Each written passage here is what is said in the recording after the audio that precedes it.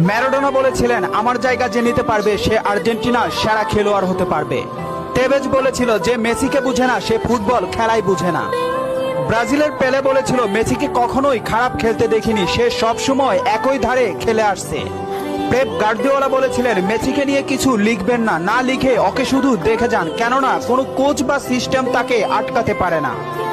রাইকেট বলেছিলেন মেসির গোল এক একটা শিল্পকলা, আবার বলেছিলেন মেসি মানে ফুটবলের ইতিহাস। ব্রাজিলের রোনালদো বলেছিলেন মেসিকে অনেক বেশি কমফিট মনে হয়।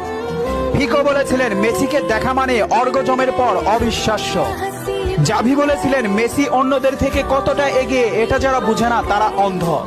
ইনিয়েস্তা বলেছিলেন মেসি যা পারে অন্যরা তা পারে না, বার্সেলোনা আর কখনোই আরেকটা মেসি পাবে না। ব্রাজিলের রোনালদিনহো বলেছিলেন আমি একবার বিশ্ব সেরা হয়েছিলাম, কিন্তু তখনও বার্সার সেরা প্লেয়ার হতে পারিনি, কারণ তখন বার্সাতে ছিল মেসি। অরিফ বলেছিলেন মেসিকে দেখলে সব সময় সতর্ক থাকতে হয়।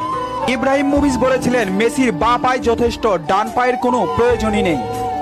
খুলিদ বলেছিলেন মেসিকে দেখতে পাচ্ছি বলে আমরা ভাগ্যবান, কারণ মেসি ফুটবলের সৌন্দর্য। রোমারিও বলেছেন ও নিউটন আইনস্টাইনের মতো প্রতিনিয়ত নিজেকে ছাপিয়ে যাচ্ছে।